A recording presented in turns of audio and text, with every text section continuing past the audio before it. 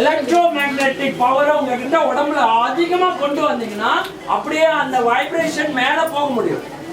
அதுதான் கோயில்ல செஞ்சிருவாங்க. கோயில்ல அது அழகா கலசத்திலே வச்சிருவாங்க, அது தானாவே இழுத்துரும். ஆனா உங்களுக்கு சாதாரண மனிதர்கள் இருக்கிற சூழல்ல அது வருது அப்படின்னு சொன்னா உங்களுக்கு தெரியாமலேயே உங்க உடம்புல அதிகமான மின்காந்த அலைகளை உருவாக்கிட்டீங்க. அதனால அது என்ன செஞ்சிருச்சு, அப்படியே ஒரு பெரிய அலை மாதிரி உருவாக்கிருச்சு.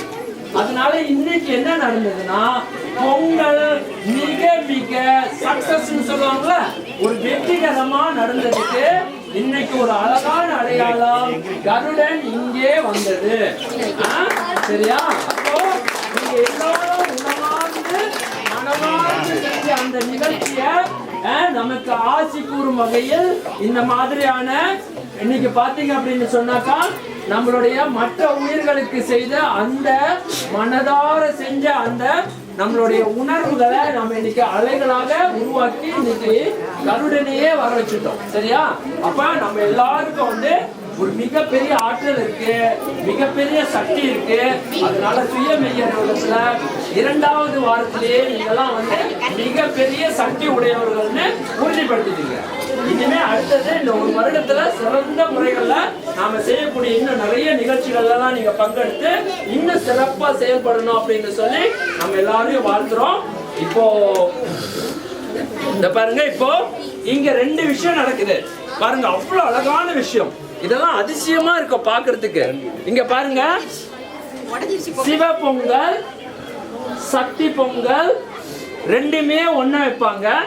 குடும்பத்துல எந்த சூழலையும் ஆணும் பெண்ணும் அப்பாவும் அம்மாவும் ஒன்றாக இணைந்து இருக்கிறதுக்கு, எப்போதும் நிரந்தரமா இருக்கிறதுக்கு நாமெல்லாம் இன்னைக்கு வேண்டிக்கிட்டு குடும்பத்துல அப்பாவும் அம்மாவும் நல்லா அன்போட பாசமோட இருந்தாங்கன்னா நம்மளுடைய வாழ்க்கையெல்லாம் சிறப்பா இருக்கும் அப்படின்னு மனசுல நினைச்சு இத பாருங்க, அம்மாவோட இதுல நெய் ஊத்திருக்காங்க, அப்பாவோட இதுல வந்து தயிர் ஊத்துவாங்க.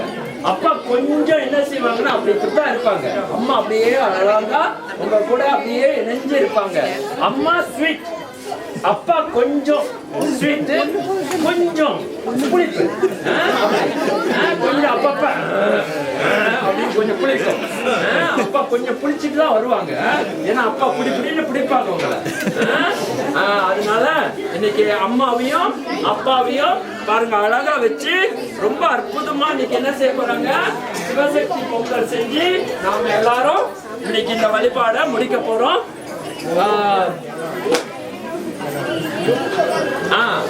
இன்னொன்னு சொல்லணும், அம்மாவும் அப்பாவும் எப்போதும் அப்பா கொஞ்சம் உருன்னு இருப்பாங்கல்ல, அதனால அப்பாவுக்கு வந்து என்ன செய்வாங்கன்னா கொஞ்சோண்டு அப்பாவை கொஞ்சம் சமாதானப்படுத்துறதுக்கு 3 வாழைப்பழமும் கொடுத்துருவாங்க, வச்சிருவாங்க. கொஞ்சம் அப்பா இனிப்பா இருக்கு அப்படின்னு. சரியா?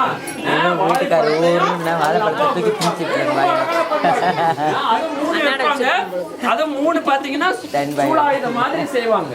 இங்க பாத்தீங்கன்னா வேல் மாதிரி அங்க இந்த வடிவத்துல வச்சு அப்பாவுக்கு வேல் இருக்கணும், வீரம் இருக்கணும். அப்பா வீரத்தோட அந்த குடும்பத்தை செயல்படுத்தினா தான், நல்ல நல்ல முடிவுகளை எடுத்தா தான் குடும்பம் சிறப்பாக இருக்கும்.